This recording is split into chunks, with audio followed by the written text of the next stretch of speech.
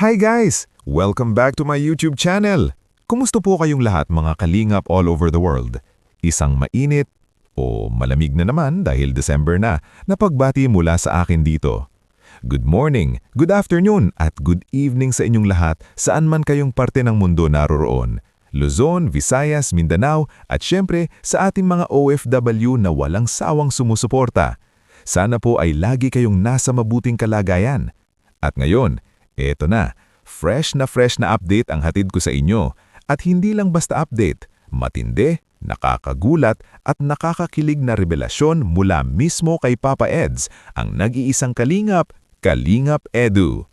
Sa videong ito, mapapanood natin ang isang napaka-rare na moment, isang sandali kung saan hindi tungkol sa misyon, hindi tungkol sa tulong, hindi tungkol sa beneficiaries, kundi tungkol sa sarili niyang puso. Oo, tama po ang narinig ninyo. Dahil sa dami ng taong natulungan niya, sa dami ng pusong napagaan niya, bigla niyang na-realize na handa na pala siyang bumuo ng sarili niyang pamilya. Yes, narinig natin yan ng direkta sa kanya. Matagal na nating kilala si Papa Eds bilang isang taong inuuna ang pangangailangan ng iba. Pero ngayong araw, ibang klaseng realization ang dumapo sa kanya.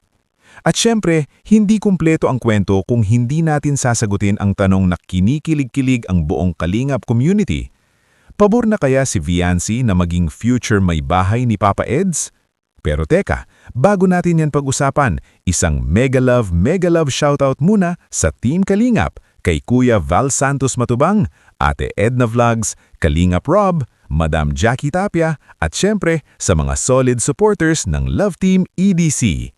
At syempre, bago tayo tumuloy, huwag ninyong kalimutang mag-subscribe, like and share, at i-click ang notification bell para palagi kayong updated sa ating mga new uploads. Ang panayam kay Kalingap Edu, ang sandaling nagpabago ng lahat. Sa interview na kuha ni Kalingap Norman, credit to the owner, kitang-kita natin ang pagiging totoo at tapat ni Papa Eds. Habang nagkukwento siya tungkol sa kanyang mga ginagawa araw-araw, doon unti-unting lumabas ang kanyang realization. Habang nagbibilang siya, estudyanteng pinapaaral, senior citizens na sinusuportahan, mga pamilyang binibigyan ng assistance, halos 20 na beneficiaries na regular niyang binibigyan ng tulong. Napahinto siya, napaisip, at bigla na lang niyang nasabi, "Ay, kaya ko na palang magpamilya." Grabe, hindi biro ang responsibilidad na araw-araw niyang tinatahak. Hi guys! Welcome back to my YouTube channel! Kumusta po kayong lahat mga kalingap all over the world? Isang mainit o malamig na naman dahil December na pagbati mula sa akin dito. Good morning, good afternoon at good evening sa inyong lahat saan man kayong parte ng mundo naroroon. Luzon, Visayas, Mindanao at syempre sa ating mga OFW na walang sawang sumusuporta. Sana po ay lagi kayong nasa mabuting kalagayan.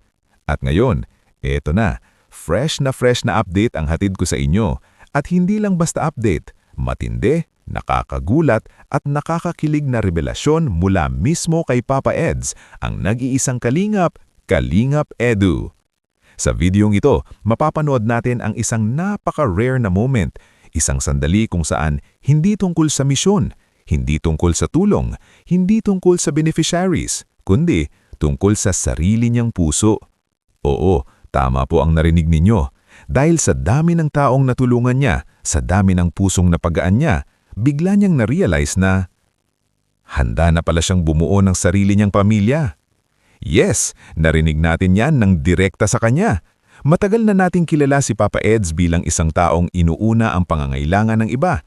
Pero ngayong araw, ibang klaseng realization ang dumapo sa kanya. At syempre, hindi kumpleto ang kwento kung hindi natin sasagutin ang tanong na kinikilig-kilig ang buong Kalingap community. Pabor na kaya si Viancy na maging future may bahay ni Papa Eds? Pero teka, bago natin yan pag-usapan, isang mega love shoutout muna sa Team Kalingap, kay Kuya Val Santos Matubang, Ate Edna Vlogs, Kalingap Rob, Madam Jackie Tapia, at syempre sa mga solid supporters ng Love Team EDC. At syempre, bago tayo tumuloy, huwag ninyong kalimutang mag-subscribe, like and share, at i-click ang notification bell para palagi kayong updated sa ating mga new uploads. Ang panayam kay Kalingap Edu, ang sandaling nagpabago ng lahat. Sa interview na kuha ni Kalingap Norman, credit to the owner, kitang-kita natin ang pagiging totoo at tapat ni Papa Eds. Habang nagkukwento siya tungkol sa kanyang mga ginagawa araw-araw, doon unti-unting lumabas ang kanyang realization. Habang nagbibilang siya, estudyanteng pinapaaral, senior citizens na sinusuportahan, mga pamilyang binibigyan ng assistance, halos 20 na beneficiaries na regular niyang binibigyan ng tulong. Napahinto siya, napaisip, at bigla na lang niyang nasabi, "Ay, kaya ko na palang magpamilya." Grabe, hindi biro ang responsibilidad na araw-araw niyang tinatahak doon naroroon. Luzon, Visayas, Mindanao, at syempre sa ating mga OFW na walang sawang sumusuporta. Sana po ay lagi kayong nasa mabuting kalagayan. At ngayon, eto na fresh na update ang hatid ko sa inyo. At hindi lang basta update, matindi, nakakagulat at nakakakilig na revelasyon mula mismo kay Papa Eds, ang nag-iisang kalingap, Kalingap Edu. Sa videong ito, mapapanood natin ang isang napaka-rare na moment, isang sandali kung saan hindi tungkol sa misyon, hindi tungkol sa tulong, hindi tungkol sa beneficiaries, kundi tungkol sa sarili niyang puso. Oo, tama po ang narinig ninyo. Dahil sa dami ng taong natulungan niya, sa dami ng pusong napagaan niya, bigla niyang na-realize na handa na pala siyang bumuo ng sarili niyang pamilya. Yes, narinig natin yan ng direkta sa kanya. Matagal na nating kilala si Papa Eds bilang isang taong inuuna ang pangangailangan ng iba. Pero ngayong araw, ibang klaseng realization ang dumapo sa kanya.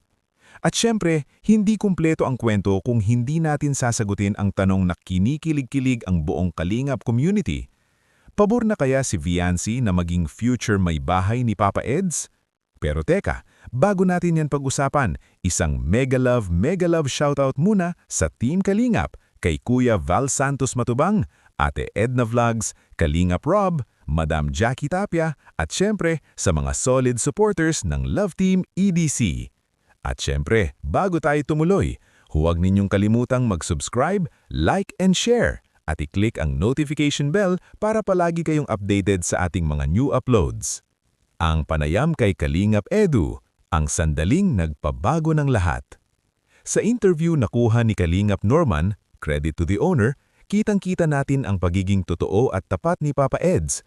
Habang nagkukwento siya tungkol sa kanyang mga ginagawa araw-araw, doon unti-unting lumabas ang kanyang realization.